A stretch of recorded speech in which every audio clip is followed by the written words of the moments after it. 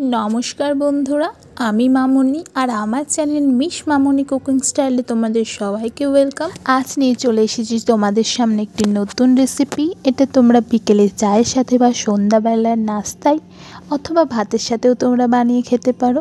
অনেকই মজা এই রেসিপিটা। আলু পেঁয়াজ দিয়ে আমরা আজকে রেসিপিটা বানাবো খুব সহজ টিপসে এবং সহজ উপকরণ দিয়ে। তার আগে বলে দিই, তোমরা যদি আমার চ্যানেলে আজকে প্রথমবার এসে থাকো, প্লিজ আমার চ্যানেলটিকে সাবস্ক্রাইব করে দিয়ে বেল আইকনটিকে প্রেস করে রেখো। তো বন্ধুরা, আমি ব্যবহার করব আজকে পেঁয়াজ, আলু আর কাঁচা লঙ্কা। তো আমি আলু পেঁয়াজের সবার চোখা ছাড়িয়ে নিয়েছি। এখন আমি নিয়ে নিয়েছি একটা বাটি আর নিয়ে নিয়েছি একটা গ্রেটার। আমি এইটা দিয়ে আলুটাকে সুন্দর করে ছোট ছোট পিস মানে কুচি কুচি করে কেটে নিয়েছি। তোমরা চাইলে বটি বা ছুরি দিয়েও ছোট ছোট করে পিস করে নিতে পারো, বা এরকম গ্রেটার থাকলে খুব সহজেই অল্প টাইমে তোমাদের হয়ে যাবে। তো আমার সম্পূর্ণ আলুটাই করা হয়ে গেছে।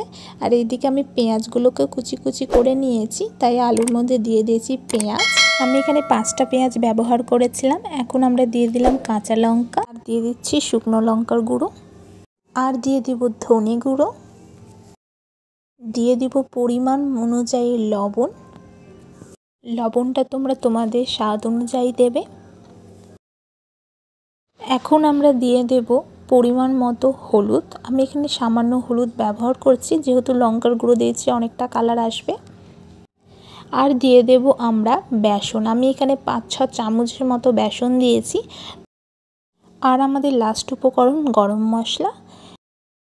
এখন আমরা এর মধ্যে দিয়ে দেব অল্প পরিমাণ জল, আর এটাকে আমরা ভালো করে মিক্স করব। জল একেবারে বেশি দেবে না, একটু একটু করে জল দেওয়ার চেষ্টা করবে। আর যদি তোমাদের জলটা বেশি হয়ে যায়, তখন তোমরা একটু বেসনের পরিমাণটা বাড়িয়ে দেবে। চেষ্টা করবে অল্প অল্প করে জল দেওয়ার, যাতে আমাদের ব্যাটারটা একদম ঠিক থাকে। তো আমাদের ব্যাটারটা হয়ে গেছে একদম তৈরি। আর এদিকে আমরা বসিয়ে দিয়েছি কড়াইটাকে অল্প গরম করে আমি এখন দিয়ে দেবো রিফাইন অয়েল মানে সাদা তেল। তোমরা চাইলে সর্ষের তেলও ব্যবহার করতে পারো। গ্যাসের ফ্লেমটা থাকবে মিডিয়াম। আমাদের তেল গরম হয়ে গেছে প্রায়, তাই আমরা এখন ছোট ছোট করে ব্যাটারগুলো দিয়ে দিচ্ছি। অনেকটা পেঁয়াজি বা বড়া যেরকমভাবে ছাড়ে, ঠিক সেরকম ছোট ছোট সাইজের আমরা ছেড়ে দিচ্ছি। এখন এটা কিছুক্ষণ ফ্রাই হবে। সাথে সাথে নাড়াচাড়ার চেষ্টা করবে না। কিছুক্ষণ যখন ফ্রাই হবে মানে হালকা হালকা লাল লাল যখন তোমরা দেখবে হয়ে আসছে, তখন তোমরা উল্টা পাল্টা করবে। কিন্তু তার আগে 5 মিনিটের মতো এরকম হালকা ফ্লেমে ছেড়ে দেবে। তোমরা বুঝতে পারছো আমাদের একটু লাল লাল হয়ে গেছে, তাই আমি একটু পাল্টে নিচ্ছি। এরকম করেই কিছু মিনিট থেমে থেমে তোমাদেরকে নাড়াচাড়া করে উল্টে পাল্টে নিতে হবে।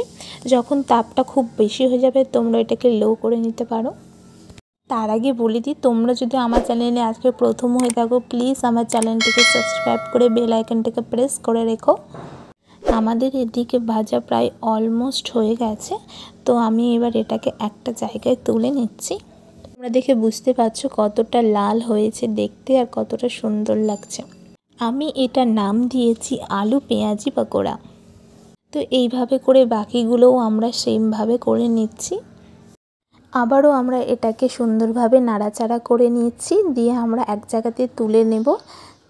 তো এইভাবে তোমরাও বাড়িতে ট্রাই করতে পারো, অসাধারণ লাগবে খেতে। তোমরা সন্ধ্যাবেলায় নাস্তা করে খেতে পারো, অথবা ভাতের সাথেও দিয়ে খেতে পারো। নিরামিষ ভাতের সাথে এই সব জিনিস খেতে অনেকটাই মজা লাগে। আমাদের ভাজা হয়ে গেছে, আমি আবারও তুলে নিলাম। দেখে বুঝতেই পারছো কতটা সুন্দর লাগছে। তো বন্ধুরা, আজকের রেসিপিটা একদম তৈরি।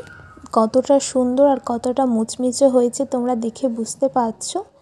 একবার তোমরা অবশ্যই এটা ট্রাই করো, আর জানিও আমাকে কমেন্ট সেকশানে যে তোমাদের কেমন লেগেছে। আর চ্যানেলে নতুন হয়ে থাকলে প্লিজ চ্যানেলটিকে সাবস্ক্রাইব করে দেবে, আর একটা লাইক দিয়ে দেবে, যাতে আমার ভিডিও করার উৎসাহটা আরও বেড়ে যায়। তো আজকের রেসিপিটা এখানেই শেষ বন্ধুরা। দেখা হচ্ছে পরবর্তী কোনো ভিডিওর সাথে। পাশে থাকবেন।